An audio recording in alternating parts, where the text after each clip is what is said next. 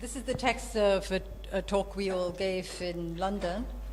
And some of the points that I will make in the text may be familiar to those in Lebanon. And as Rami just said, this paper, even though I'm reading it, is the work of all of our team,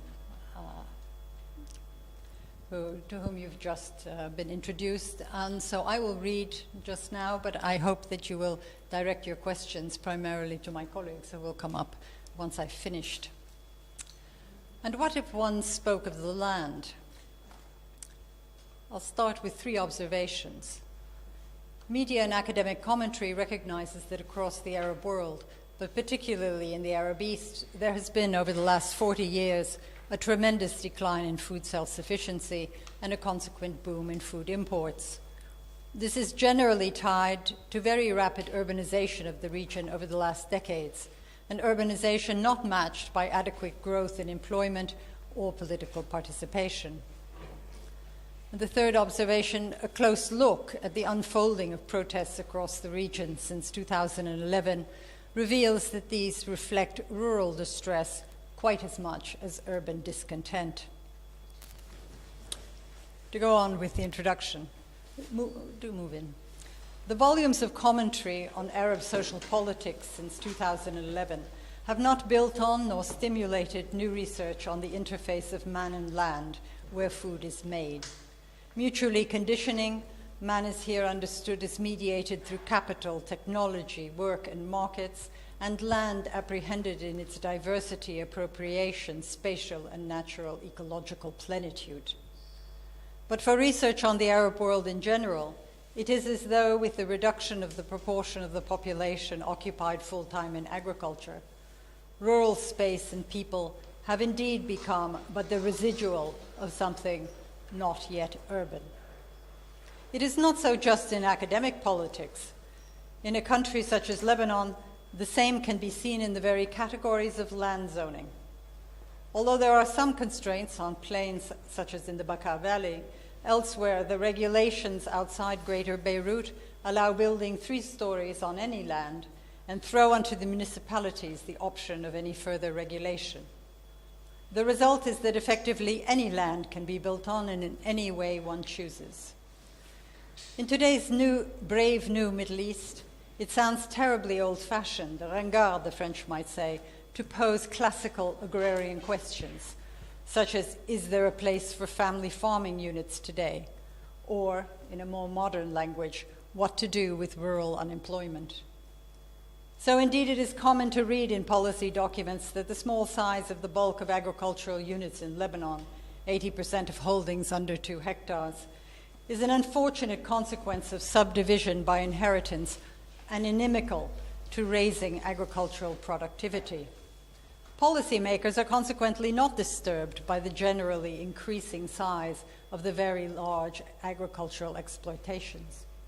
Nor are they worried about smallholders and their lands for which they have a solution.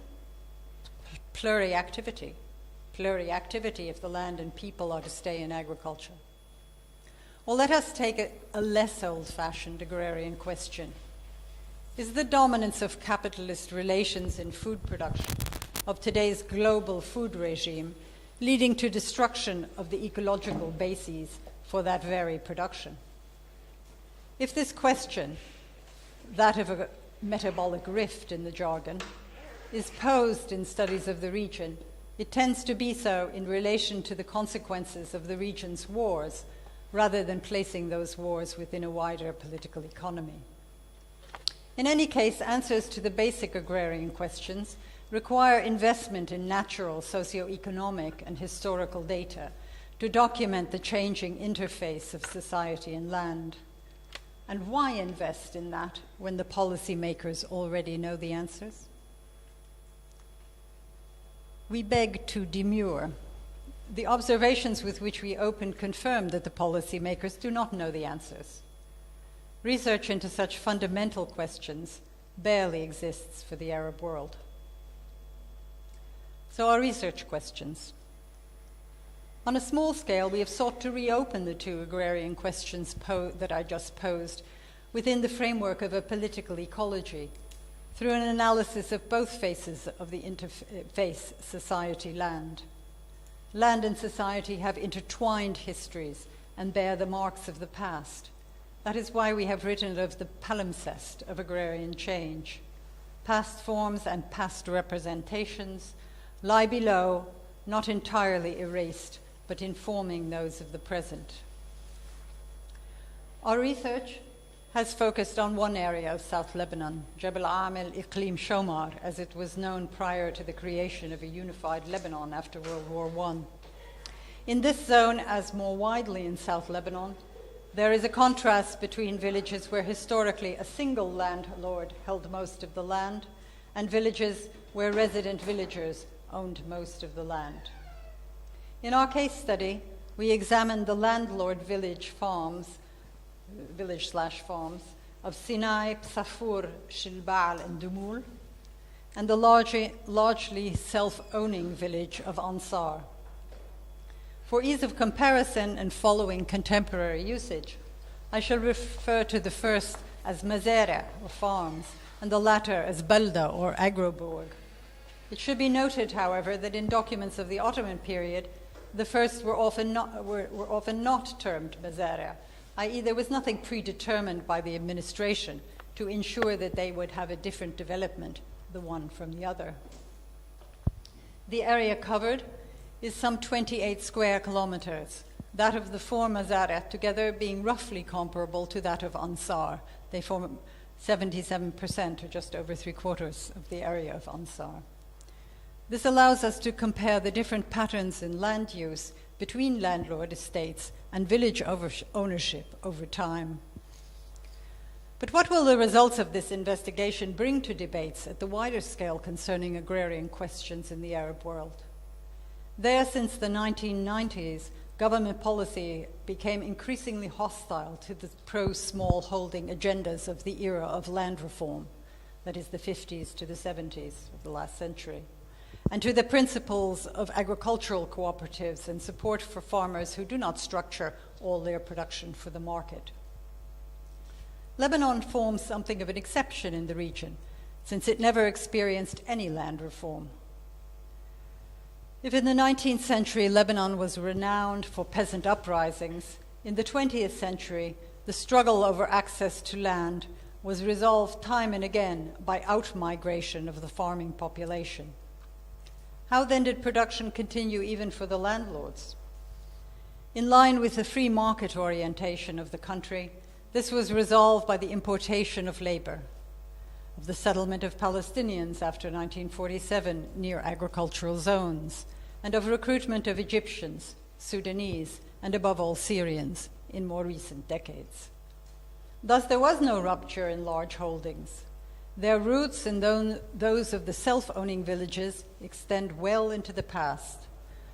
But there has been, of course, marked transformation in the society that called the land home. We shall argue here that agrarian questions, that is, the ecological and social consequences of present processes of land use, the scale of food-producing units, need to be examined in the context of the quality of the society-land nexus that emerges, and not only in the narrow abstractions of market revenue. To say this is easy, but to document the palimpsest of agrarian change is a rather more difficult enterprise. A quick word about our methods and our team. You've already had Cyntiah, Sakar, myself, and Rami presented, and I will skip over so as not to take too long remarks about the nature of the sources we've accessed. Basically, what we present here are findings that themselves raise further questions. And our research, it has gone over a long period of time, but it has entailed developing new methods for us to work with, the integration of new data sources, and the revision of our methods and questions. Our aerial photographic and cartographic material goes back only to the 1950s. Before then, we rely on life and ethnographic histories, which take us essentially to the 1920s. But before that, only written records remain. In this seminar, we're combining these sources into a single narrative, and I'm skipping over the prickly methodological issues inherent in such a combination. So to the results. What then do we know of the history of settlement, land use, and property relations in the 4 farms and the one larger agroburg for the period before we can chart change through cartography, aerial photography, and ground proofing? That is before the 1950s. A word on each. Settlement.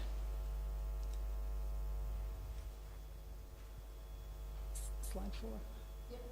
Although the land area of Ansar is comparable to that of the 4 Mazara combined, the number of residents in Ansar was about 3 times all those of the farms in the 1860s and about 4 times the same in the 1890s. Clearly, the agroburg Ansar, like its sister self-owning village Nour, provided labor and oxen to the farms, among which only Sinay appears as a small village, its houses being substantial in value, although limited in number in the late 19th century, suggesting that cultivators in Sinay had considerable livestock holdings. The different trajectories of the Mazara to that of Ansar become consolidated during the first half of the 20th century, with only Sinay among the Mazara gaining meaningfully in numbers of inhabitants. Land use. Land use differed between the farms and the burg. While Ansar had over 1/10 of its land in trees, olives and figs, that formed a central part of the household diets, the Mazara were essentially devoted to field crops, grains, legumes, and tobacco. Even in Sinay, the number of olive trees was small. In Sinay, however, there was a joint development of tree plantation that reached almost 39% of the taxable value in 1893, which the records indicate had then vanished 2 decades later.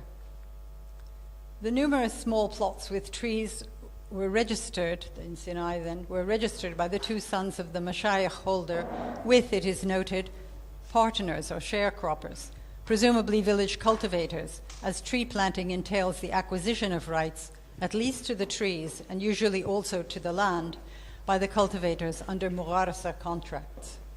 We do not know whether figs or mulberry trees were in question. There is no memory of the latter in Sinay, but that is not necessarily surprising. In Ansar, mulberry plantations linked to silk production were developed by larger landholders, presumably in response to the fall in the price of grain, which reached its lowest point in 1894, before rising by 1908 back to the level of the 1870s. In any case, such extensive tree cultivation did not last in Sinay. By 1911, taxable land in Sinay was declared to the fisc to be all plough land. The development of mulberry plantations in Ansar, with 1,612 mulberry trees registered in 1893, would, as elsewhere in Lebanon, be reversed come World War I. But the domestic food products of figs, 2,279 trees, and olives, 1,975, were to remain central in the village. These were integral to the important holdings by women at the time. In 1893, 42% of the land holdings in Ansar were held solely or jointly with women. Such holdings concerned a total of 18% of the village land. In the Mazara, important though the labor of women may have been, little of anyone's labor translated into ownership. Women appear there as owners amongst the commercial capitalists who lent money to the grain entrepreneurs, the mashayikh of Iklim Shomar among them, from the 1890s. But I have been getting ahead of the slides here. Property.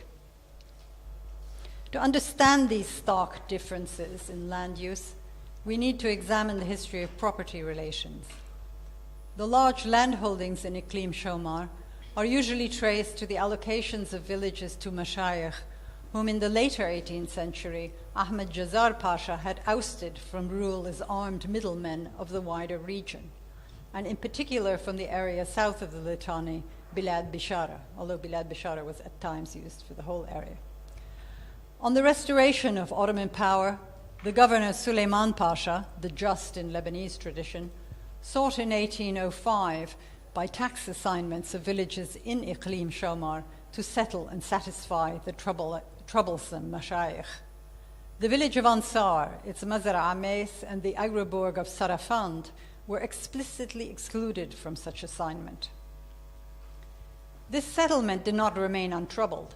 The Egyptian occupation, 1831 to 1841, again sought to tax and to conscript the population directly. And with the return of Ottoman power from the 1840s, personal tax assignment was no longer a policy backed from the Porte. Thus, the gradual transformation of tax assignments into property cannot and did not flow as smoothly as the Arabic histories suggest. The construction of property rights remained a political matter, and challenges were made by the Ottoman authorities, who sought to regain control for the treasury, and by cultivators to Ottoman administrators and to the new Nizami courts over the second half of the 19th century. Economically, however, the Mashayikh were to prosper as grain entrepreneurs in the years 1840s to 1870s, and by and large to succeed in registering their rights as property under the tax and tapu regimes. But from the 1870s, the market price of wheat dropped, leading the Mashayikh and grain entrepreneurs by the 1890s to mortgage land, the rates of government taxation remaining high, to commercial capital, often with consular privileges, based in Saida in particular. At the same period in Ansar, indebtedness and loan transactions increased, but by and large land rights did not leave the village. The crisis of World War I, the time, as you all know, of starvation in Mount Lebanon and hunger in the south, did not lead in Ansar, as in the Mazara, to the radical concentration of property by a commercial figure whose family had married other Saida merchants and had developed wealth through transported trading in the agricultural sector, that is, Yusuf Bey Ismail al-Zain. Az-Zain was to become the leading political figure of the south under the early French Mandate, supplanting the historical Mashayikh leader of Bilad Bishara, Kamel Bey al-Assad, as the primary political figure from the Jabal Amen. It was under the French Mandate that land became registered in cadastral form and subject to a legal ideology of property far more systematically hostile to common property rights than the Ottoman. The resulting modern landlord power over land, objectified and unified cadastrally, but farmed by village cultivators with their own oxen and labor under the harsh hand of an agent, is what Lebanese historiography describes as a last feudalism, iqta'iyya. Such radical consolidation of holdings across a string of villages, well beyond those we are studying, was to end when in the late 1930s, overextended by the development of a water project, Zain had to sell. The capital that then bought the Mazara had a different origin to that of Zain, no longer from the agricultural economy or local commerce, but from the Lebanese service sector, and increasingly money made abroad, notably in extractive enterprises in Africa. Agrarian change. Over the entire period charted, agrarian production was tied to markets. It is not possible to write of a traditional agriculture that at some point in time became modern agriculture, the countryside having long been tied to the outside in this region of ancient coastal and inland cities. Through ethnographic and life histories, we have traced change in farming and food production and consumption. In the charts projected here, we outline something of the findings. Even before the tractor came in, there was change. Movement of labor out to Beirut, introduction of foods to the diet of cultivators, such as an increase in imported sugar and citrus from the orchards developed on the coastal plain, a growth, in fact, in animal husbandry, and the introduction of water pumps, first in Ansar, even before the tractorization of dry farming. All such changes had consequences on the numbers of families in agriculture and the place of animal husbandry in family economies. Here our focus is on land use and property relations, but Sucker's work on ethnographic history has charted shifts in contractual relations in agriculture, tied up with these major shifts in the forms and labor of food production. Turning now to the period for which there are aerial and cartographic sources, we have data for the years 56, 62, 75, 90, and 2005 and 2014, broken down by land classes and settlement. But here we shall simplify the story radically, comparing the data for only 1956 and 2014. A glance at the two maps reveals broad shifts in the agrarian system over the 60 years. A major decrease in rangeland, a slight growth in overall area of farmland with important shifts in its use, a large growth in constructed areas, and the development of an extractive mining quarrying sector. But to bundle all the settlements together in the manner of this slide obscures the degree to which their paths of change differ, and the degree to which the divergent histories of ownership marked that development. Tracking change in land use. Let us begin with what is simplest, not the first thing to change, but what is simplest to chart. The growth of extractivism in quarrying, which has expanded some 5% each year since 1990. In Psafur, quarrying has become the major activity.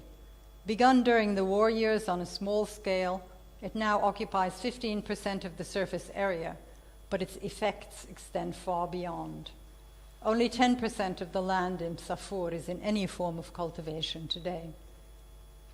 And in adjoining Shilbal, again, some 5% of the area is now occupied by extractive quarrying, about the same proportion dedicated to a gated housing development, and only some 10% of the land is farmed at all. In both Psafur and Shilbal, the earlier settlement was completely abandoned. Clearly, housing developments are the order of the day for landowners, but in this respect too, the Mezara and the Agrobourg differ, with Sinay sharing aspects of both. In Ansar and in Sinay, there was first an extension out of the old village core and along the main roads. This developed during the war years following contestation, whereby in Ansar, landless families obtained rights to plots in the former Musha, or area of common land near the village, and in Sinai, villagers had to settle for the right to buy plots at a reasonable price from one of the landlords. There remains, as a result, a core to the structure of settlement in Sinai and Ansar, unlike the completely atomized subsequent housing developments elsewhere. As in Shilbal and Dumul, the planned housing estates have been developed only after the Civil War on good farmland or rangeland. Most of the plots are sold to families originally from elsewhere in the south, but who, having made money, often in the Gulf or Africa, can afford to buy plots and develop their ideal villa. Given the model of villa plotting, the fondness of capital for low-risk real estate development, where the state pays for the installation of the networks of water and electricity, however poor the supply of the same, the absence of zoning restrictions, as we said, it's possible to build anywhere up to 3 stories, and demographic growth in the section of the Lebanese population targeted, it is inviting for the researcher like the builder to project a continuing linear progression for such construction. 2 issues should nevertheless be noted. First is whether such expansion is going to prove sustainable or will not crash someday along with all that it demands in mass car ownership.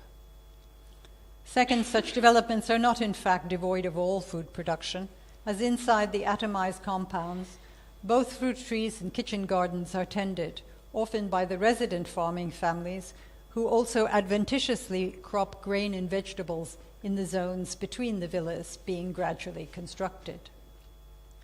In short, the model involves the emergence of new distinctions, yet in part seeks to reproduce in privatized form the types of cultivation formerly characteristic of the kitchen gardens, or hawakir, around the old village cores.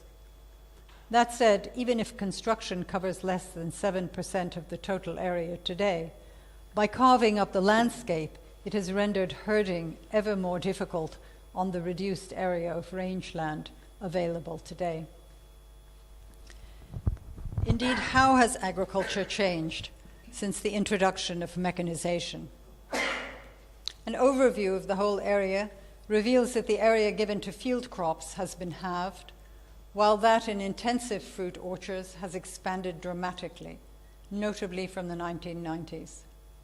Likewise, there has been a growth in intensive vegetable production, often under greenhouses, and a considerable increase in olive groves.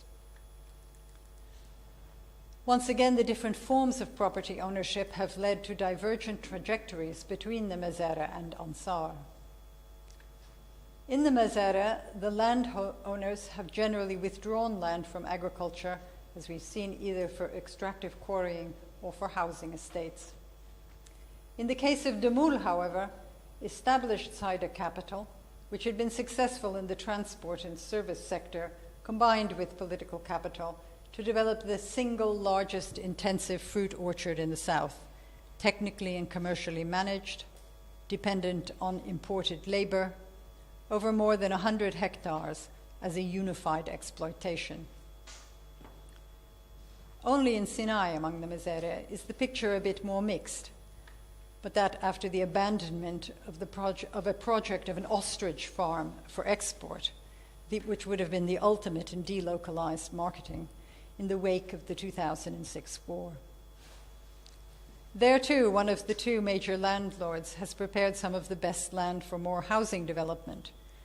But there are three fruit orchards of a scale that resembles more the orchards in Ansar than that of Demul.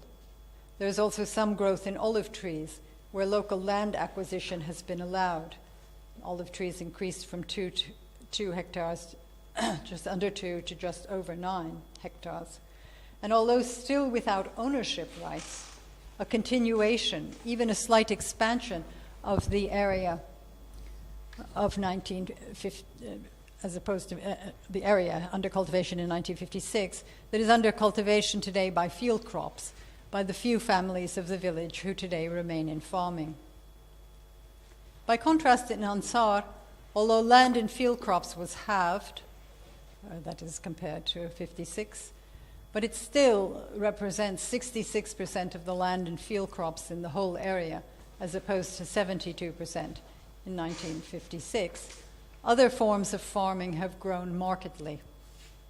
Irrigated fruit orchards began to develop during the war years, whereas in the Mazara, such development started really only after the war, with the result that today Ansar has almost 3 times as much land in fruit trees as the massive landlord orchard development in Demul, but generally on plots of 5 to 10 hectares. Intensive greenhouse vegetable production also grew markedly since 2000. But while both these cropping patterns produce for the markets, export and Lebanese, Ansar alone has seen an almost 5-fold, that is 4.8% increase in olive groves, so that today it has 95% of the olives planted in the area as a whole. There are 2 questions to be asked here. The first relates to the long-term effect of large property ownership by non-farmers, as opposed to ownership by families with a long history in farming.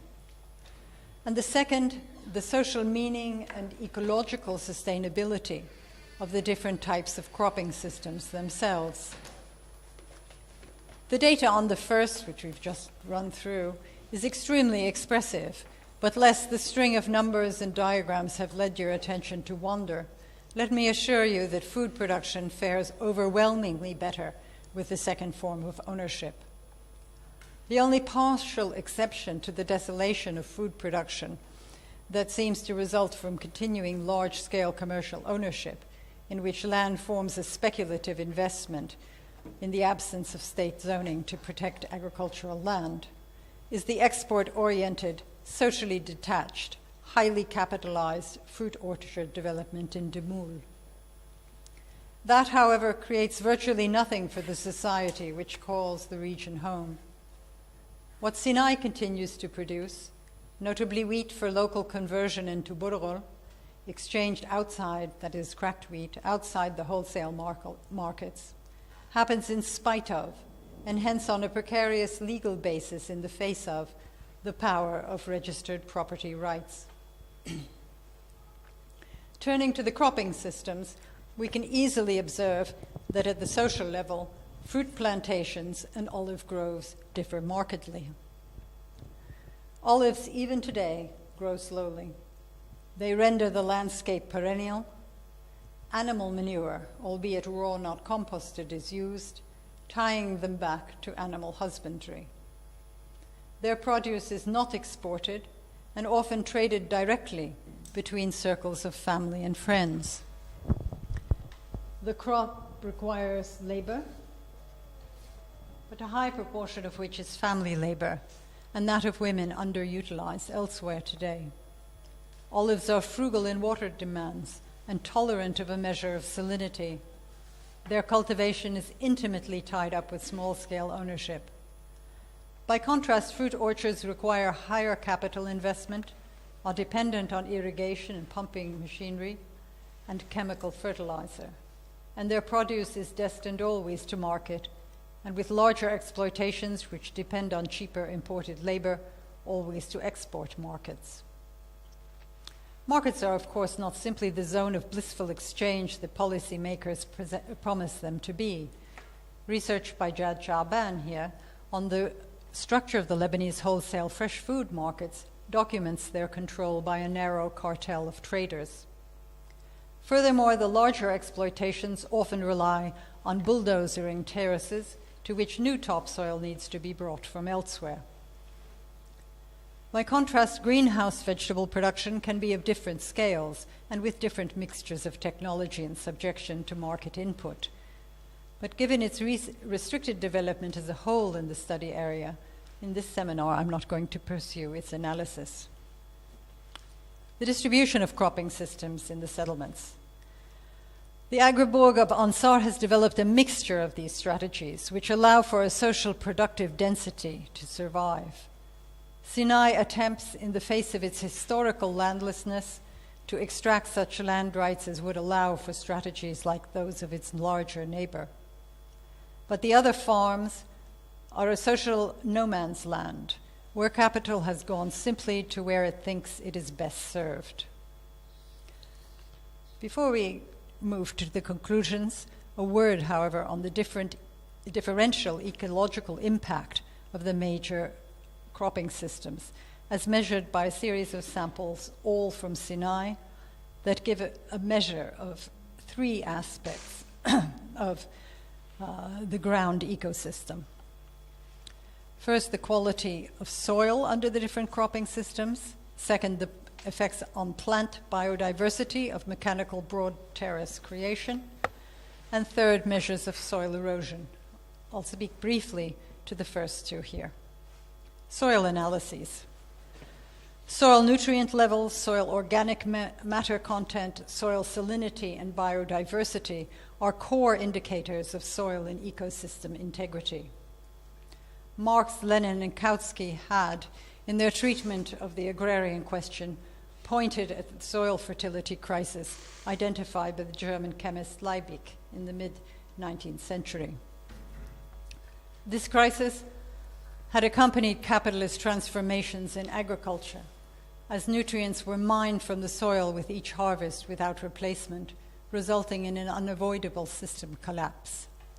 The advent of synthetic fertilizers has provided some relief to mineral nutrient mining, but has usually contributed to the creation of a problem of salinity associated with poor drainage on irrigated lands. So just a brief word, and then you can ask Rami, Zurayk anything you wish about this data. But a brief word for those who don't know what they represent. A brief word on the different measures here. Soil organic matter is probably the single most important parameter of the integrity of the soil's ecology. In dry lands, soil organic matter levels are notoriously low, sometimes reaching values below 2%, which is the average value for Lebanese soils. The next variable measured here is available P, or phosphorus, which is a limiting factor for production in the calcareous soils of the dry lands. Values below 15 megagrams per kilo are considered to be low, requiring additions of fertilizer in organic or mineral forms. Here, too, the highest values are observed for olives and citrus. Olives have received yearly manure additions for decades. The accumulation of phosphorus, which is largely non-labile, has resulted from these additions.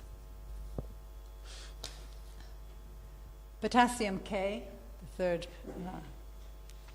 thing measured, is rarely deficient in Lebanese soil, except on marl soils where no additions have been made. Values below 200 milligrams per kilo are considered low, and below 150 very low. Potassium is added in large amounts to plots of citrus trees to improve fruit quality. Finally, electrical conductivity, EC, is an indirect measurement of salt accumulation in the soil. Values above 2 ms per centimeter are marginal for citrus, a sensitive crop, and can result in yield declines. The salinity in Sinai is not native. It is the result of fertilizer addition and of poor drainage in irrigated lands. In summary, intensifying production in citrus plantations has led to accumulation of soil nutrients to levels that are marginally excessive.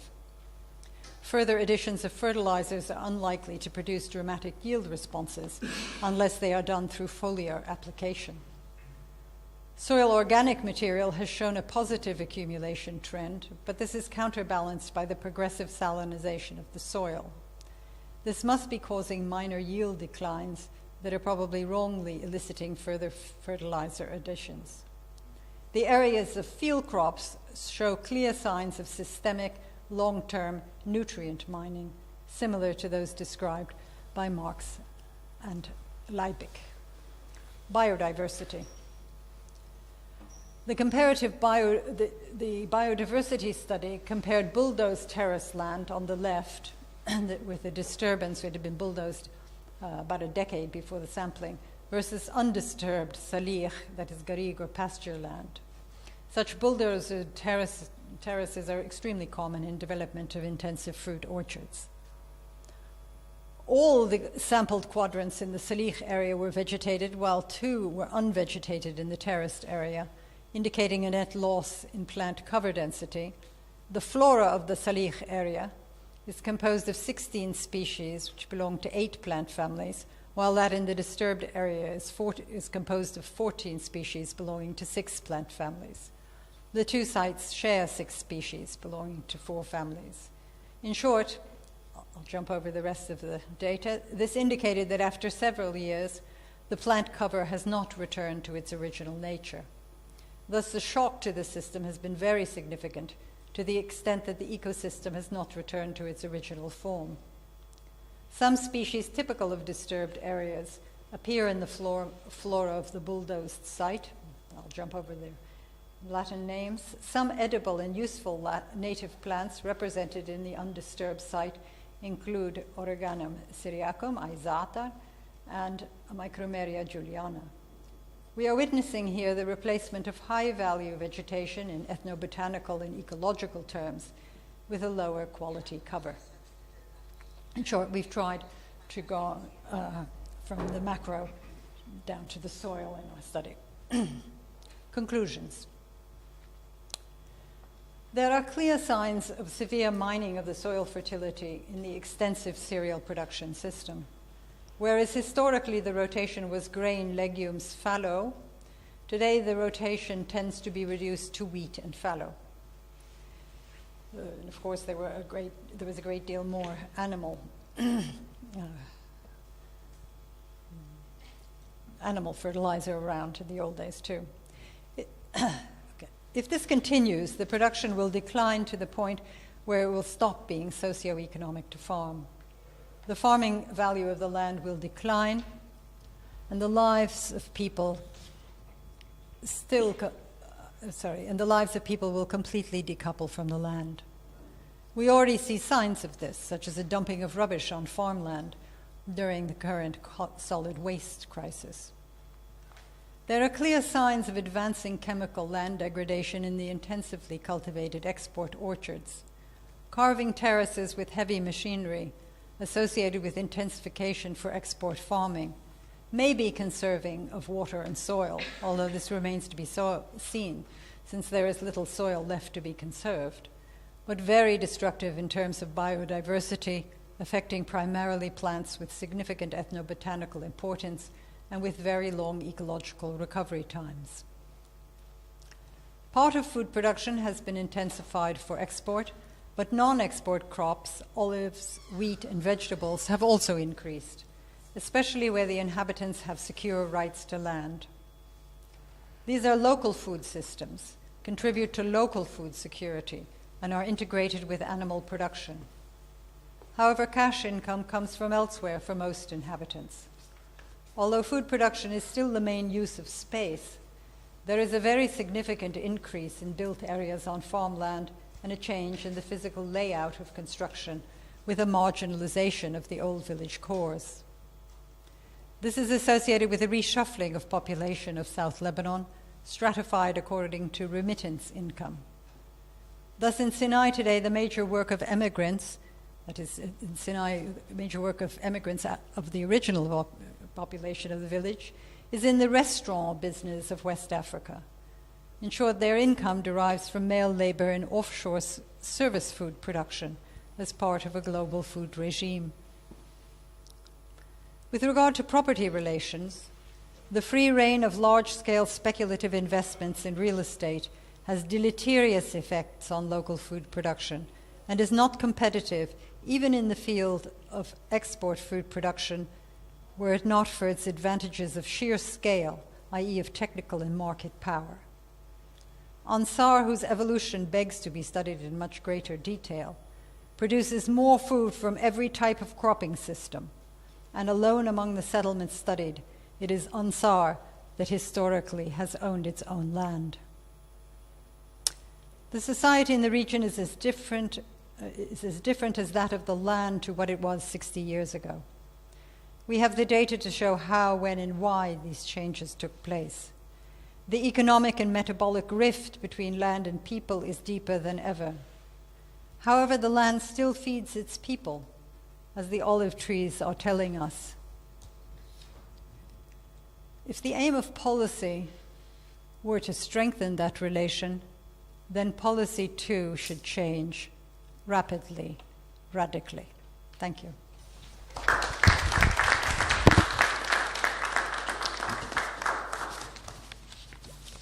For the discussion, my colleagues will come up and I will sit down. I think we can have it without anybody sitting down. Actually, Rami, I think it would be better because there are some people back there. Nice lady standing behind us. I don't know, that's filled out quite nice. Thank you very much, Martha. That was Just read it. I didn't do anything else. great reading. We're very happy to take any question that would come to mind over this and any other issue. I have to say, though, that we have been kindly helped by Dr. Bashur here with the soil analysis, so thank you very much. We both share the same expertise, and we call often upon each other for that. Thanks as well.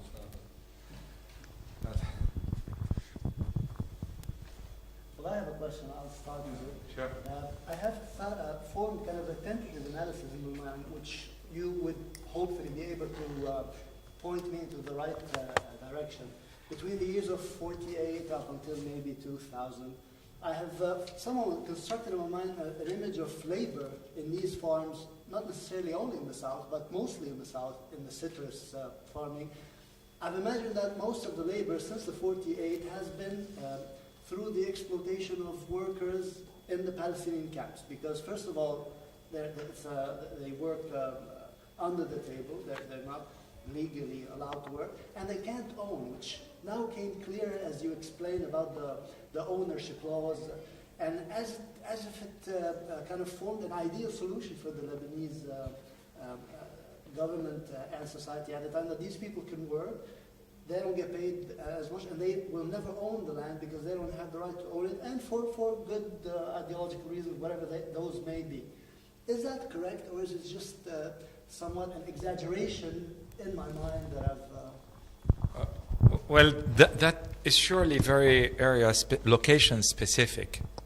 And this could apply to the areas surrounding the Palestinian camps on the coastal area, which have drawn on Palestinian labor in the orchards, the citrus orchards and now banana orchards. Although this is much less now because of the availability of even lower cost Syrian labor, especially after but not because of, but in terms of number after the war in Syria. In the region under study here, there is no history of Palestinian labor. The Fallahin were themselves landless and worked themselves the fields, and then there was a little bit of Syrian labor, but not. And Sakr, I think, would confirm that. And today, some Syrian labor now from the refugee area, but also a lot of settled Bedouins labor, Arab, who are brought in and work the fields, women especially and specifically. Am I kind of correct here? There was a lot of Palestinians come from Rashidiyah to work in Safur and Dumul and Shilbal. It's in 70 before the civil war also. Not the recent period, since the 48 till the... Yeah. But basically there is also a lot of local labor from Ansar, Sinay, especially Ansar, Sinay, because it's more designated. It's very location specific. In Sinai, most of the local women work Not in as the much tobacco. as the larger Farm cities, mostly. yeah. But was it that obvious in the citrus areas? Yes, in the citrus areas, because also the technical aspects of citrus production came essentially from Haifa, from Jaffa, pardon me. Jaffa was the big center of citrus production, and there was a time in the late 20s where the people from South Lebanon went to work in Palestine, in the Bayarat. They went to work in Palestine, and they brought the technology back to Lebanon. And in Palestine had citrus orchards, orange and Jaffa, orange, etc., Yafawi, way before Lebanon. And people from South Lebanon went to work as farm labor in the Palestinian Bayarat. Yes, and from Jordan too, from the 20s and 30s, people would come over. But I think the only thing one would add is that some of those who come to own the land also, they had experience in northern Palestine too. The capital had come in the late 18th century and the early 20th century to be owning some of the big areas there on the coast. Was commercial minded. So I think there are two levels of expertise, so to speak, that would need to be looked at in that history. We didn't work on an area with citrus, so, so we're just talking off the top of our heads, but yes. But I have a sense of who came to own some of those areas. Yeah, so. Well, first of all, I'd like to commend the effort and the team and the work and the time and all of that. It's a very comprehensive study. And the issue that I'd like maybe to discuss or draw the attention, it's the lack of policies to protect agricultural land. Yeah. Do you think, not only in Lebanon, in the region, that's a big problem, we are facing it here, especially in Lebanon where it is really it's a small country with many condensed people.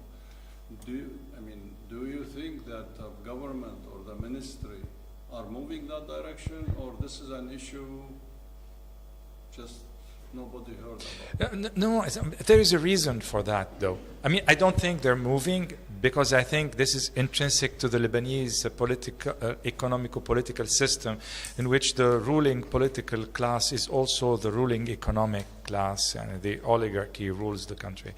I mean, think in terms of exchange value of land versus use value of land. You know, if you want to price a land according to its use value in agriculture, its price would be very, very low. And so the large ownerships will actually amount to very little. While if all the ownerships were open to the real estate speculations, which is what happens today, then the value of these lands will multiply. And everybody is on board for that. That's very important. And the people who protect this are not only the big landowners, it's also the small farmers, because in their mind it's they have a better deal if they own 2 dunums to sell one for $50,000 and build a house for their sons on the next dunum, rather than produce beans worth a total value of $500 a year. So you see the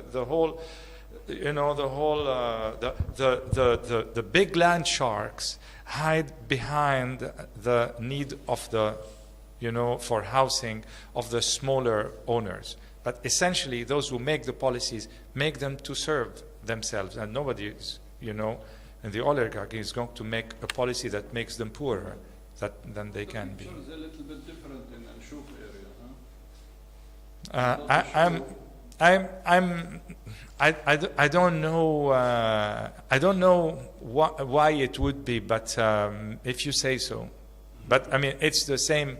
The same system applies everywhere in Lebanon, by and large. And I don't know of a Shuf exceptionalism. I don't know of one. Doesn't mean it doesn't exist. I know that the laws of zoning and planning in Lebanon are the same everywhere. Now, in which way would a local politician choose to apply them denotes only of the power of that person in molding a whole region to their own liking.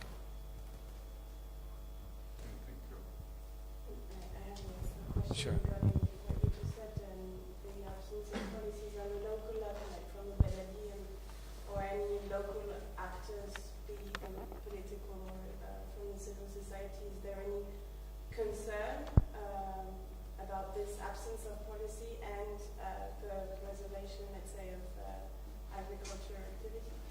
I think there is concern on these policies, but not for the preservation of agricultural land. There is concern that there may be zoning, which would, and that this fear is shared by, as I said. And I have a person I know, I mean, I won't say the name, but, because he's reasonably well known, who is an urbanist and who was in charge of a project of zoning in Jizin. And when he went there, he was attacked by local people, because you're telling someone you potentially own $50,000, but we're going to turn it into $2,000. Nobody's going to accept that if it doesn't apply everywhere. Yes. I don't know if I understood all the maps and the graphs, but I think that there was a comparison of two states of the land occupation between 2014 and the other one was 1956. 1956. So I'm interested in the evolution of the landscape, and it appears to me, I don't know if I understood well, that the cultivated area increased dramatically. It increased. Well, actually, to be more in detail, the field. It increased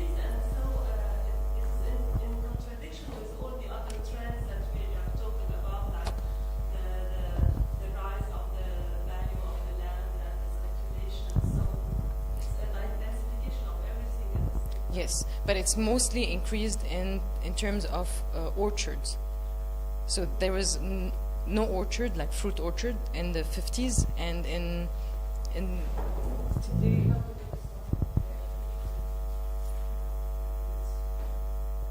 This one, so you could see that the fruit orchard like totally exploded. But in terms of field crop, which was the only thing that existed in the 56, except a couple of olive groves. Yeah, field crops is the light green. If you look at the map of 56, light green is field crop, dark green is olive orchards. So this is what we had in 56. It was mostly field crop and olive orchards. But then in 2015, you have a lot more of orchards, fruit orchards. In particular, it's mostly oranges and fruits, other like guava and avocado. I think that's the other two most common, right? Avocado and ashta. So shrunk, yes, indeed. So in for example, in Shilbal, it completely got disappeared. There's very little small plot now, and it got transformed into future planned construction. So there is now like a parcelization of the land. But in Sinai, it's still there in just mostly one area. So that's mostly the trend. But in the total area of all of them together, it increased over the. It's a scale of the perception of somebody who's not directly concerned by agriculture, but about how it looks like. It seems that agriculture is much more visible, in fact. Well, let me. Okay, this is. I mean, the confusion is due to the fact that we've replaced like 50 maps with 2. So you see, I mean, and that is because otherwise you would have been here tomorrow morning talking about those maps. So I mean, it's a compromise, and what you want to look at here very much is, if I may, offer, is the dramatic change in how the land, in what the landscape looks like in 60 years. Okay, I mean, this is supposed to elicit in you.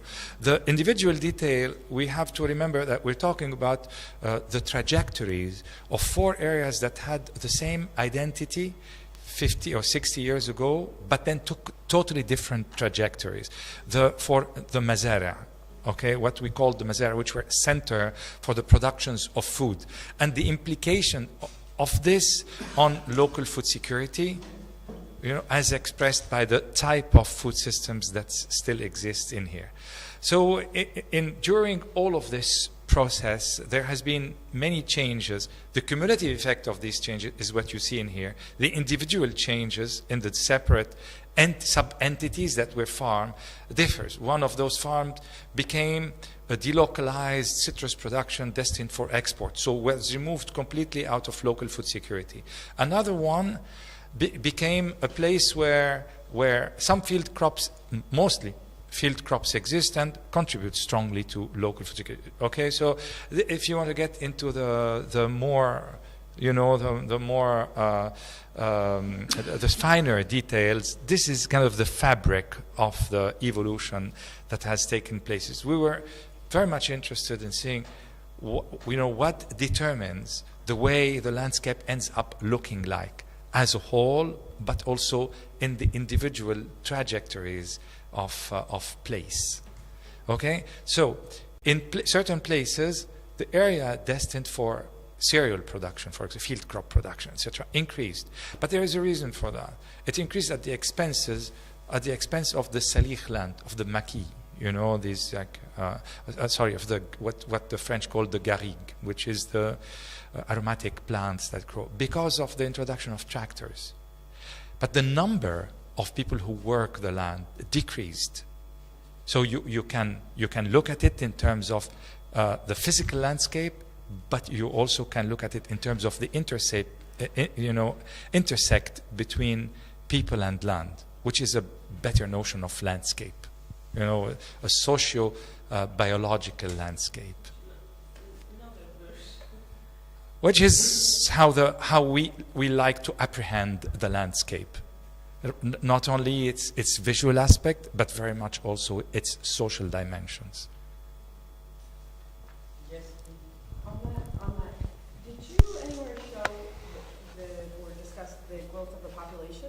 Yeah. How many more people are actually in that area? And then related to the question around residential, I guess for lack of a better term, area that's inhabited, is it that the population has gotten that much larger that needs to be accommodated, or is it also that your average residential space is growing? Like the density, did I miss that, or is that just you chose not to show it? No, I don't think we do. In this, we didn't go into detail. We had some figures from the 19th century, the early 20th century, but I think I'll let my colleagues answer because you heard my voice a lot.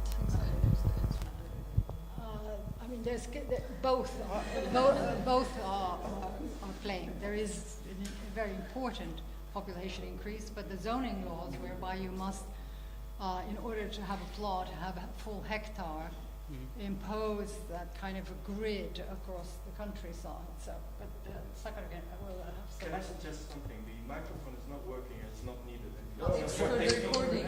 It's for taking, recording. Okay. Yeah. It makes us feel like performers. I'm practicing for my The only famous one. show. Sorry about that. The thing is, Sinay, I'm going to give the example of Sinay, had very large plots. And in the beginning of the civil war, the density of people grew because some migrant that used to work in Beirut came back. And then at the same, more or less simultaneously, that large owners decided to parcelize the land. So then people who needed space to live start buying land or constructing, and then there's a whole conflict that I'm not going to go into it. But I think it was a mix of both, the growth in democracy, the demography, and the availability of plots to build on. A complete and total metabolic rift, which meant that people do not, metabolic in the broad sense, in the economic. The local economy is independent now of the nature surrounding the place where people live. A bit like what, the building where you live or where I live.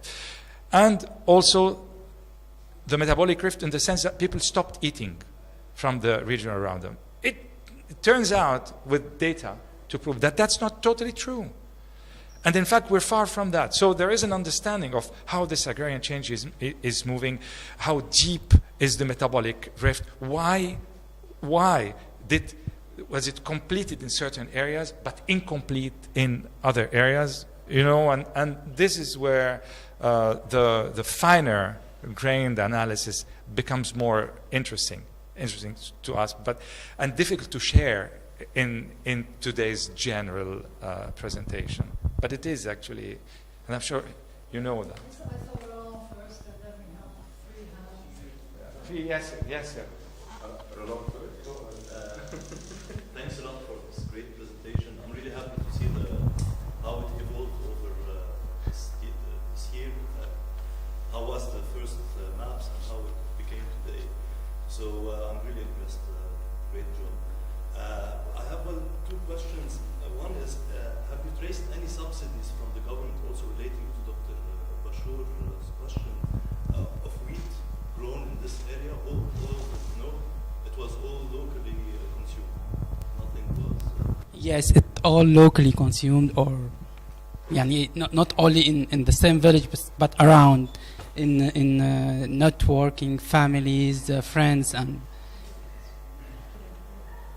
yes, it's especially for producing borgol, not for other. My second question is, the bloody moments in Ansar and the Israeli occupation, have you stopped on this area collecting ethnographic data, knowing how they lived from their land, how they were under occupation, able to move with agriculture? Yes. But as I said in the presentation, we need more work on that. Yeah, we have a paper about the right to village, and we talk about the conflict during the civil war and ended after the Israeli occupation. This political moment give chance to some landless people to take the land. Ansar is a very interesting case in this because Al-Masha' Ansar, it was controlled by the municipality, and during the civil war and even during the Israeli occupation, the people starting to take it. And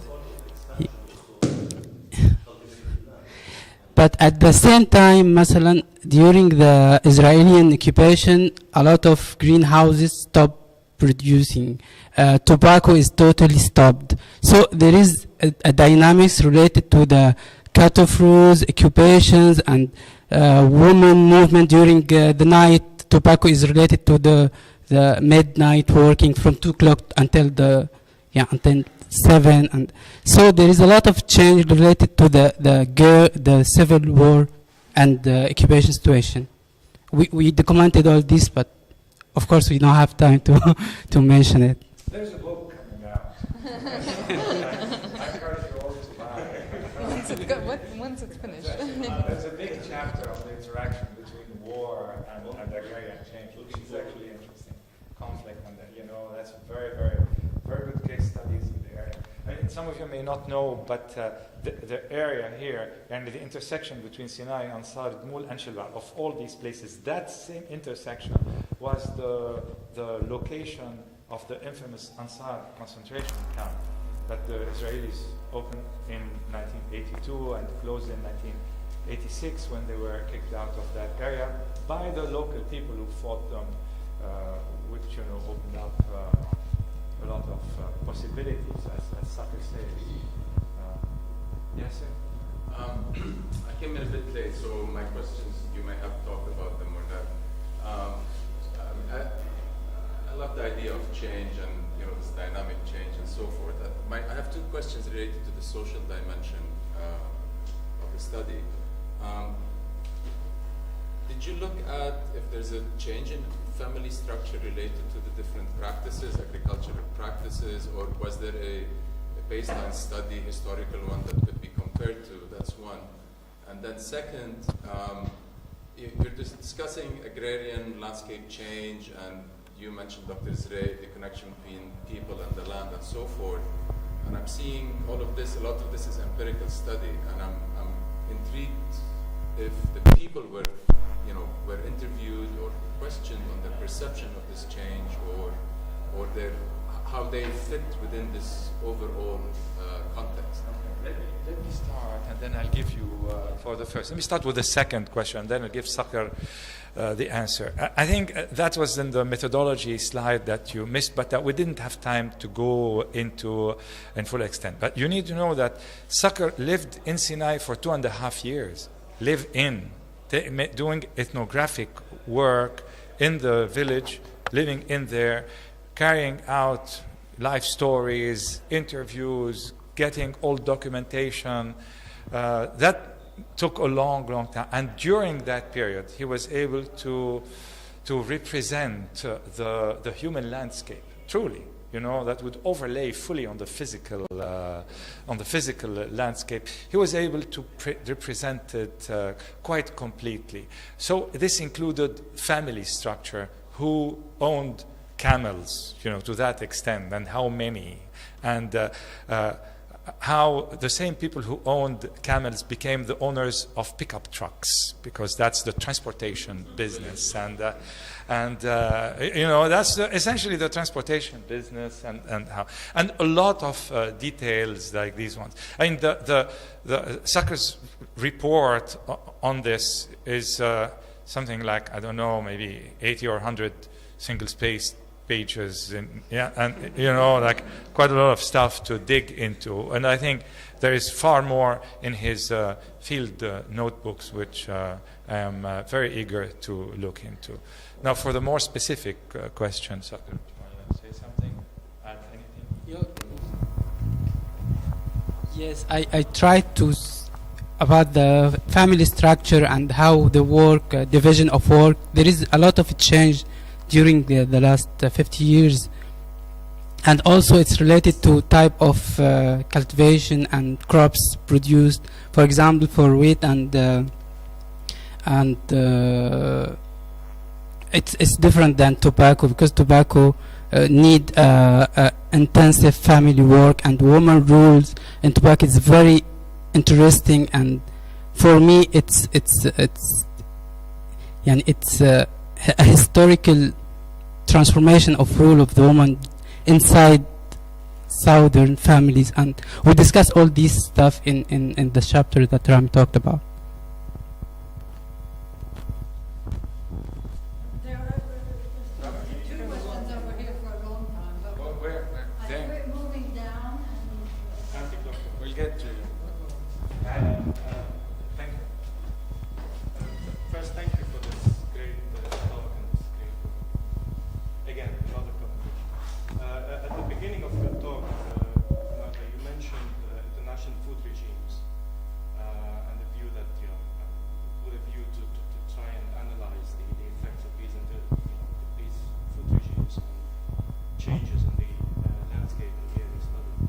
But then, throughout your talk, as far as I can remember, there was only one reference maybe to perhaps people from this area going and working in the restaurant business in West Africa. My first question is it possible at all to look into this at this high level, at this high resolution, basically, and this very local context? And if so, I mean, what's your take on this? Is it still work in progress? Is it something your whole team is looking to develop, or have you developed it and I missed something?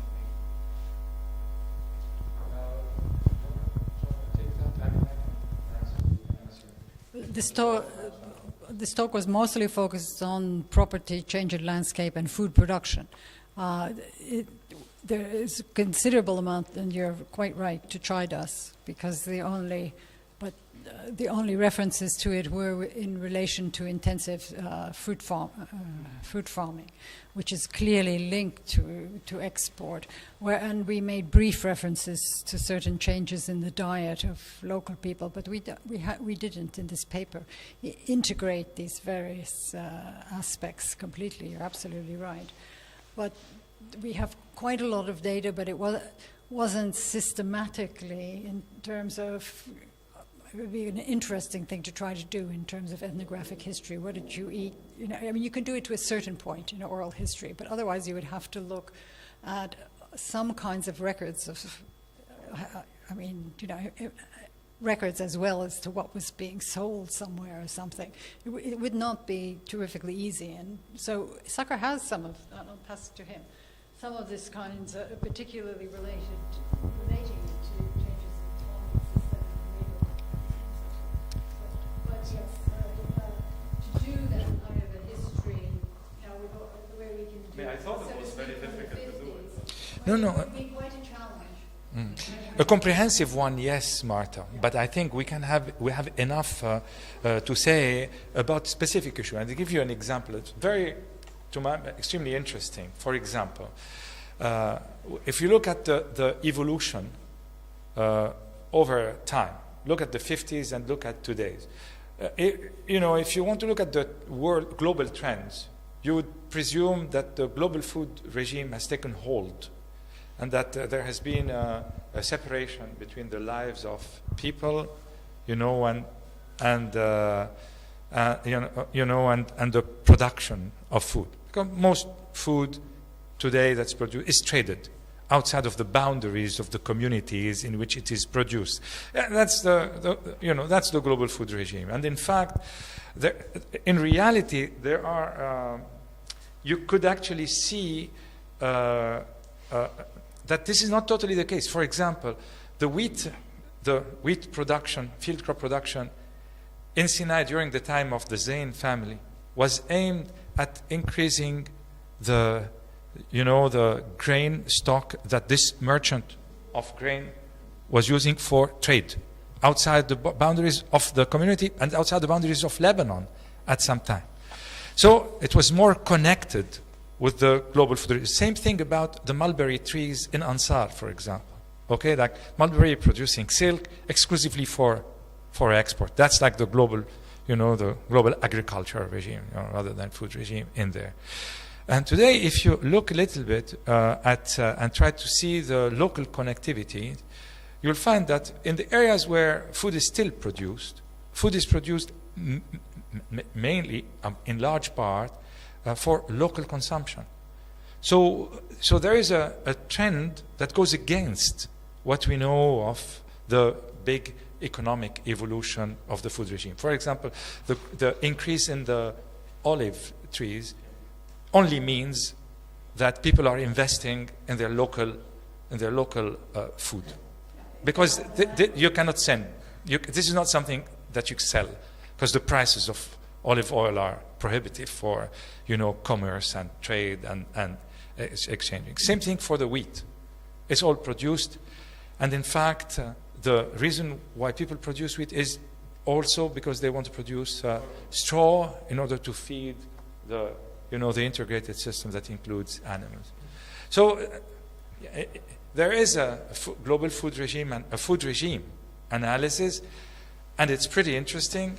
And although it does not encompass all the place, but what you know about it is enough to introduce new elements in our understanding of how the notions of food regimes and food security and even agrarian transformations interface and interact with each other. I think that's in itself interesting. But first is the issue of agri-inputs as well. It is. I mean, there is. Okay, in that particular sense, the decoupling of animal production, of extensive animal production from field crop production, has actually led to the more reliance on inputs. But it only applies in places where there is some intensification of production, and therefore does not apply to olive, does not apply to field crops, which are still the largest, the biggest land use in the area.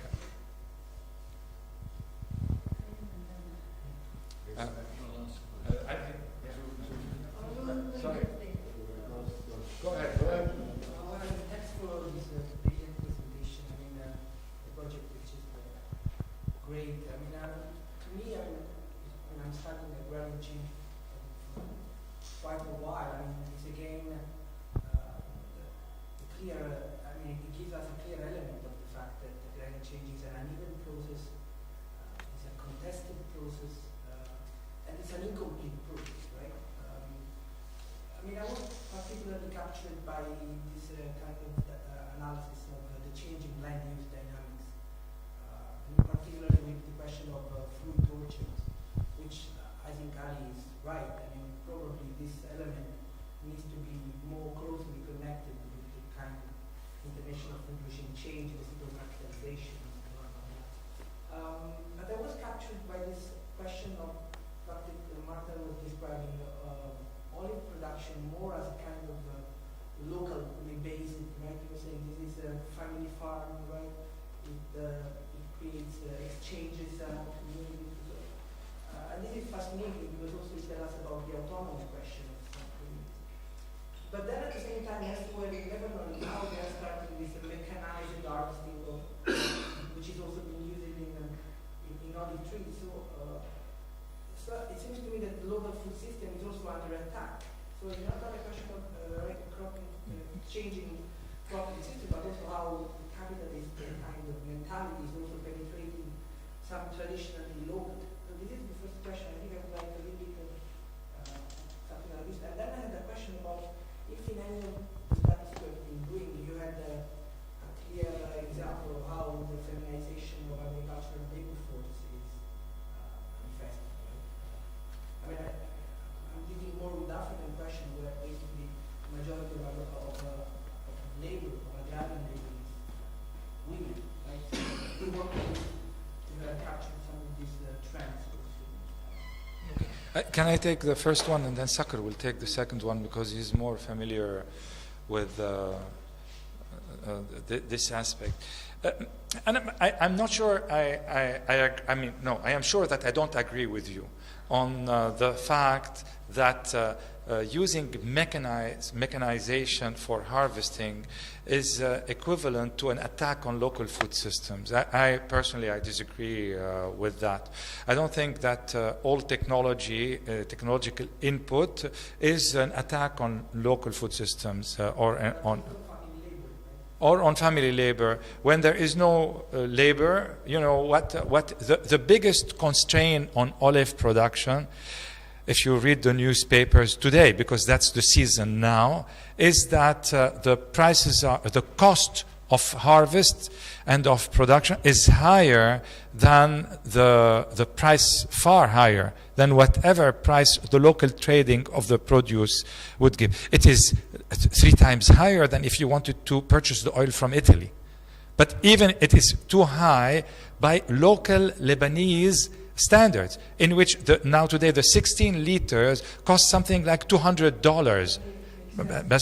No, it's important. It's important because most of the money goes on hired labor, not on family labor only. There is a component of everything. But my argument with you is, if you get a comb that combs it, and it is part of the local cooperative, and people borrow it in order to do that, that does not change anything to the fact that olive is only and uniquely planted in order to contribute to the local diet, and therefore to contribute very significantly to the local food security. Okay, that's my point. It's a great answer. I just meant that, but definitely is an attack to the family farming pattern, which was the... I don't agree that the family farming pattern is something that is cast in stone, that it has to be this, and that. I don't agree with that. Because otherwise, then the small rotavator is an attack on the family farming pattern, and we should all try to go back to the animal drawn, which some people would say would be great, but is totally unthinkable. People would rather leave the land than go back to although they would say, people would tell you, it is nicer to plow the land with animal draft because it's lighter and we know the advantages of it. But who's willing to actually do that? There is a trade-off. But what I'm objecting to is this immediate categorization of technological inputs into that. And I object to it. Yeah, actually in Sinai they had a machine for olive harvest, but the people stopped using it because it's destroyed the yes. So and also there is something very interesting in the last year when I followed the family's work in olive, and the relation between olives and people and local people. And someone told me that I leave some olives in the tree, so even the bird profit from this tree. It's not just an economic aspect, also it's not a totally there is not only an I think especially in a house garden, it's not economic, it's not for market, and also there is a relation, and I attend a discussion between a man and his wife when he started to cut the tree, and she told, when you cut it, it's make hard my heart, and he said, no, you don't understand, it's useful for the next year. And this make more sense in the relation between and people and land and trees, and also that the metabolic rift is not totally there is not a total cut in the relation. And this is what we're trying to say, that there is no a linear trajectory in the relation, and we are going dramatically in a one direction. There is a different trajectory, and this is what we're trying to do is explain the complexity of the real situation, and also about the the food regime, and when we see in the local level, it can give us some, I think, better understanding of the global food regime and how the life, the everyday life practice can make us not totally agree with the whole generalization that shape a lot of our studies. And so this is what I want to add. Everybody said, awesome study, enjoying this greatly. And then I have two questions, and I'll link to what Giuliano said, because I think this olive tree can bring them almost all together. So one will be about water, where the water comes from, and if that changed, and so that aside. The other question that I've been thinking about just now is how do people value these or their connection to agriculture, to their practices? You know, and the olive tree seems to be kind of an interesting symbol of that, and the mechanization then not as an attack directly on it, but as an expression maybe of nevertheless the integration into a global food regime, because it's competing with Italian olive oil. So, you know, earlier when we had lunch, you said that olives are actually completely out of the global food regime, but once they're affected by the prices of Italian oil, they're not actually out of the food. They're not affected. It's not it's not elastic. And the price of the Italian oil can drop to $1 a liter, and the price of the Lebanese, the local oil will stay at $200 or 200,000 per 16 liters.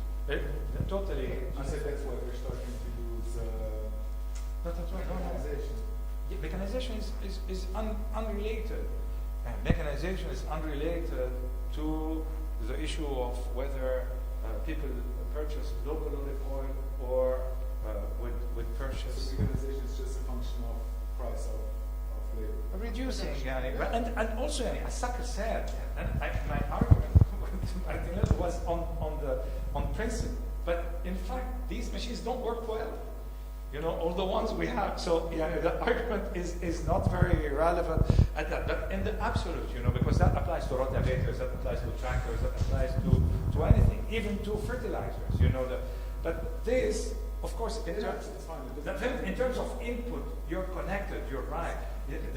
The commodity chain. You cannot extract yourself from commodity relations. And I think Bernstein made this idea very, very clear when he talks about his critique of food sovereignty, of the whole food sovereignty movement.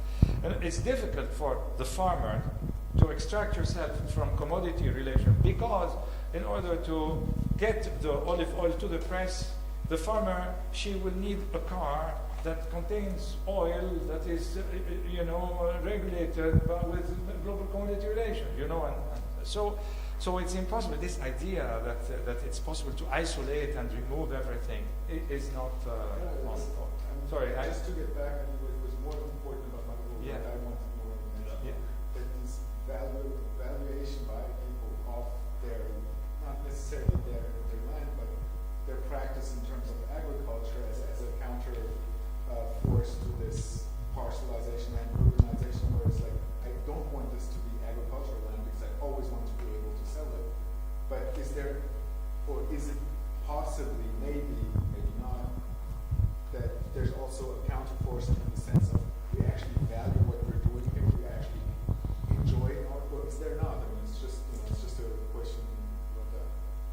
I think it varies a lot depending on where you are and who you are. But soccer can, maybe have. Yeah, it's depend on where exactly in what land we talk about the house garden, or we talk about the big land, and especially if we focused on the house gardens, there is a social and emotional and cultural value of cultivating, and it's very interesting, and it's related to what an old social practice of change, social changes, who cultivate exchange between people, and it's a social value until today. That's all.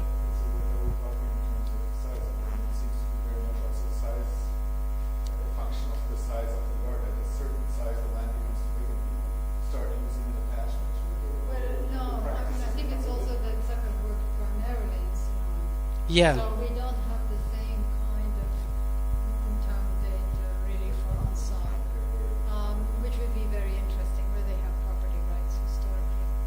But even in terms of But size, orchards. In terms of size, it also matters because they were, of course, big outdoors. Mm. So whereas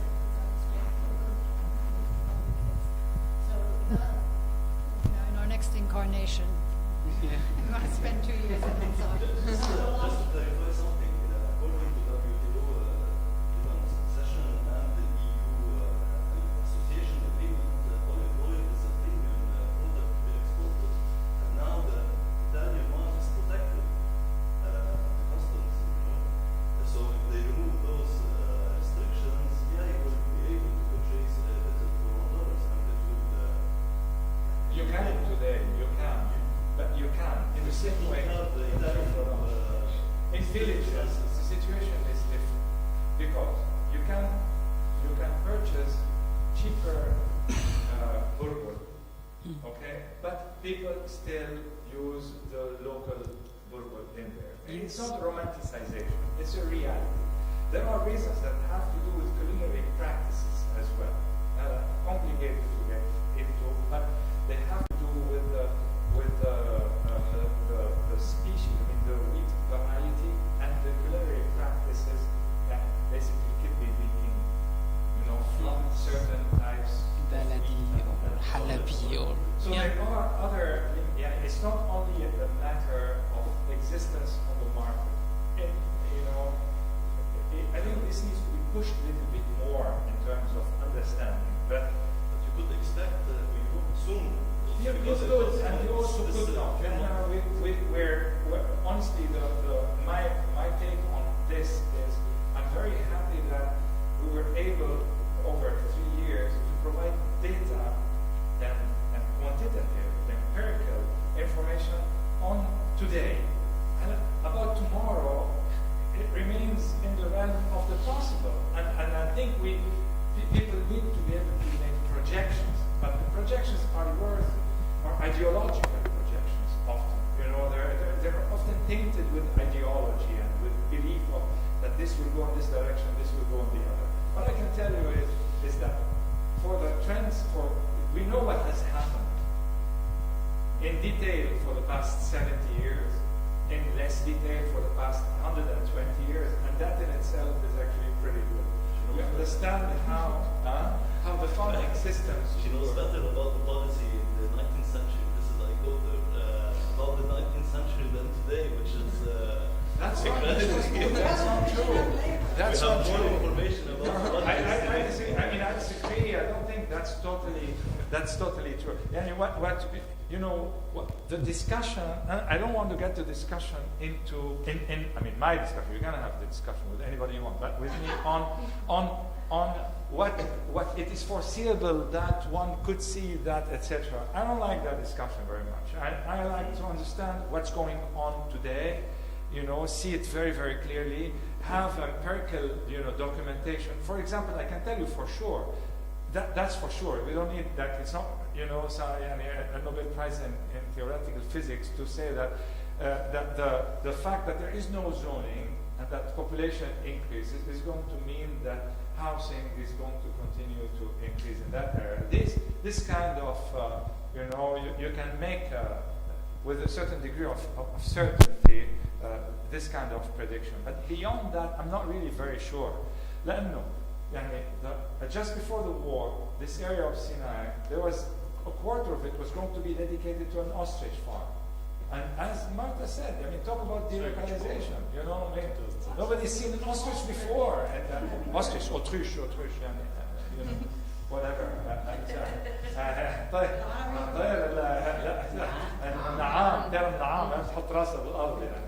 Okay? And it's so, it's an aberration, ecological aberration in there. But it's a good investment.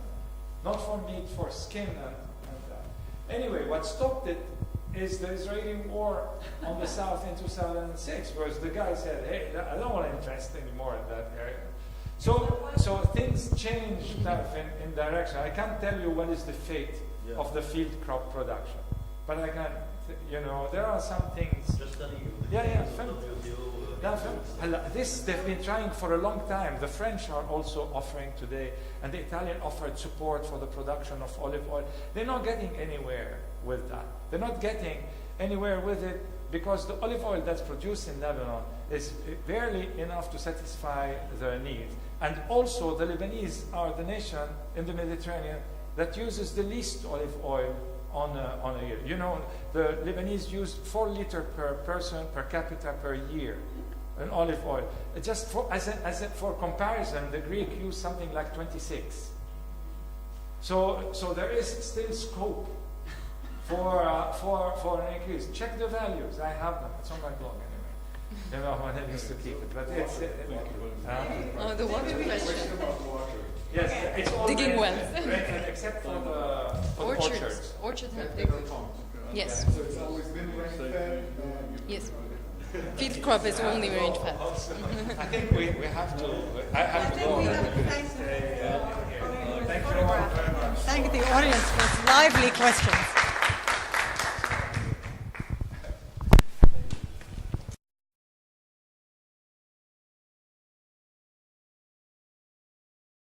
Questions, such as, is there a place for family farming units today? Or, in a more modern language, what to do with rural unemployment? So indeed it is common to read in policy documents that the small size of the bulk of agricultural units in Lebanon, 80% of holdings under 2 hectares, is an unfortunate consequence of subdivision by inheritance and inimical to raising agricultural productivity. Policymakers are consequently not disturbed by the generally increasing size of the very large agricultural exploitations. Nor are they worried about smallholders and their lands for which they have a solution. Pluriactivity.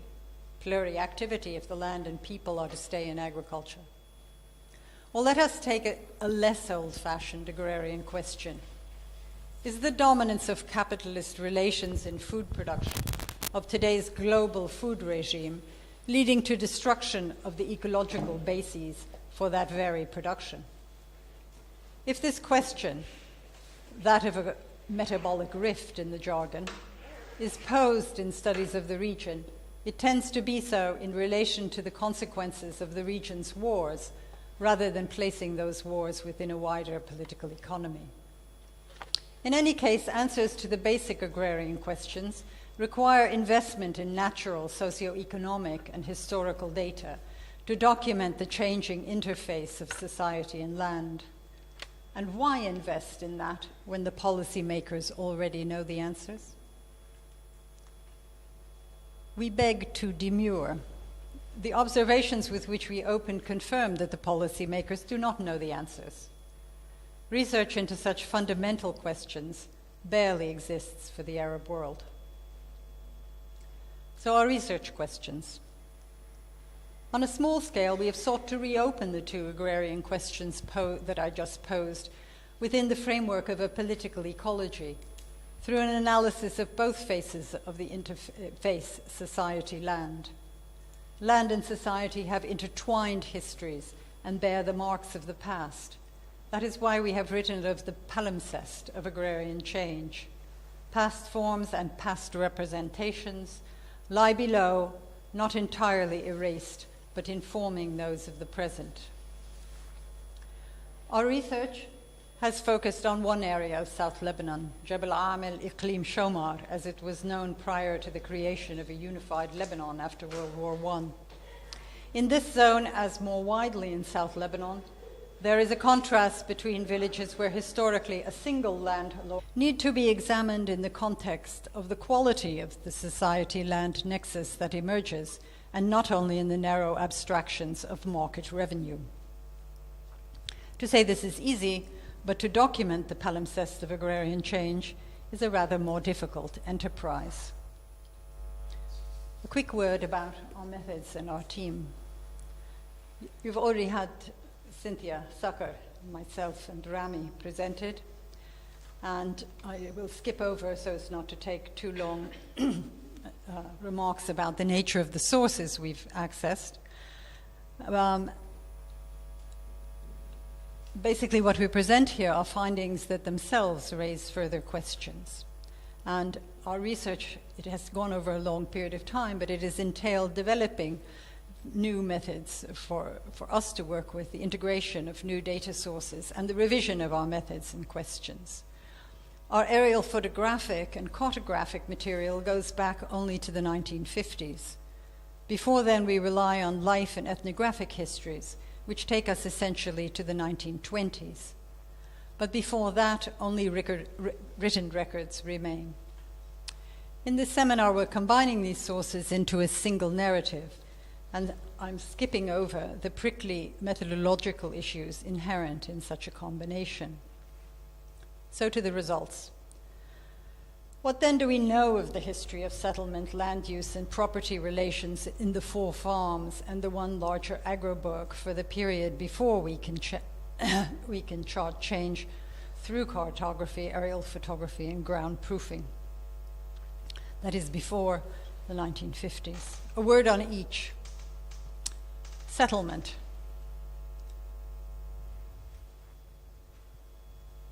Slide 4. Although the land area of Ansar is comparable to that of the 4 Mazara combined, the number of residents in Ansar was about 3 times all those of the farms in the 1860s and about 4 times the same in the 1890s. Clearly, the agroburg Ansar, like its sister self-owning village Nour, provided labor and oxen to the farms, among which only Sinay appears as a small village, its houses being substantial in value, although limited in number in the late 19th century, suggesting that cultivators in Sinay had considerable livestock holdings. The different trajectories of the Mazara to that of Ansar become consolidated during the first half of the 20th century, with only Sinay among the Mazara gaining meaningfully in numbers of inhabitants. Land use. Land use differed between the farms and the burg. While Ansar had over 1/10 of its land in trees, olives and figs, that formed a central part of the household diets, the Mazara were essentially devoted to field crops, grains, legumes, and tobacco. Even in Sinay, the number of olive trees was small. In Sinay, however, there was a joint development of tree plantation that reached almost 39% of the taxable value in 1893, which the records indicate had then vanished 2 decades later. The numerous small plots with trees were registered, in Sinai then, were registered by the 2 sons of the mashayikh holder with, it is noted, partners or sharecroppers, presumably village cultivators, as tree planting entails the acquisition of rights, at least to the trees and usually also to the land, by the cultivators under mugarasa contracts. We do not know whether figs or mulberry trees were in question. There is no memory of the latter in Sinai, but that is not necessarily surprising.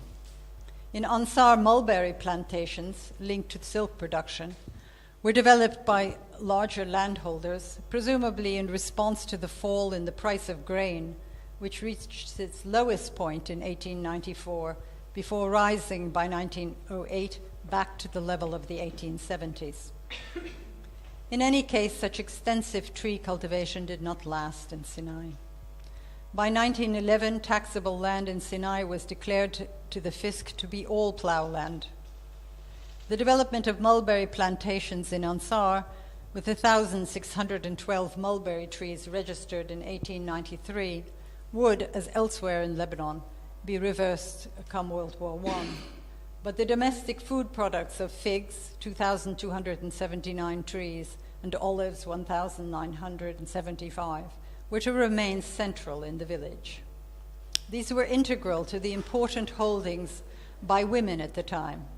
In 1893, 42% of the land holdings in Ansar were held solely or jointly with women. Such holdings concerned a total of 18% of the village land. In the Mazara, important though the labor of women may have been, little of anyone's labor translated into ownership. Women appear there as owners amongst the commercial capitalists who lent money to the grain entrepreneurs, the Mashayikh of Iklim Shomar among them, from the 1890s. But I have been getting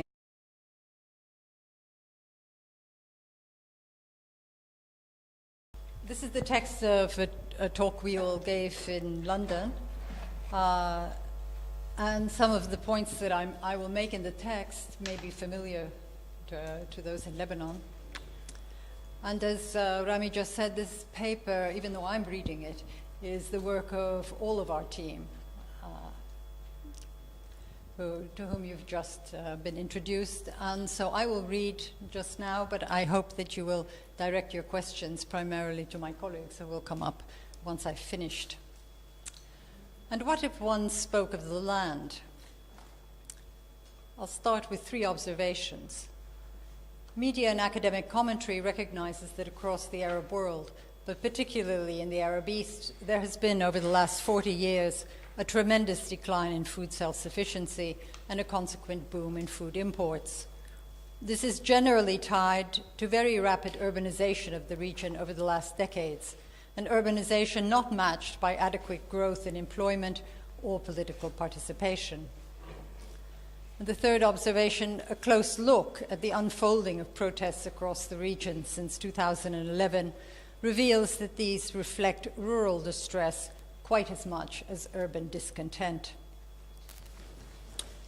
To go on with the introduction, do move in.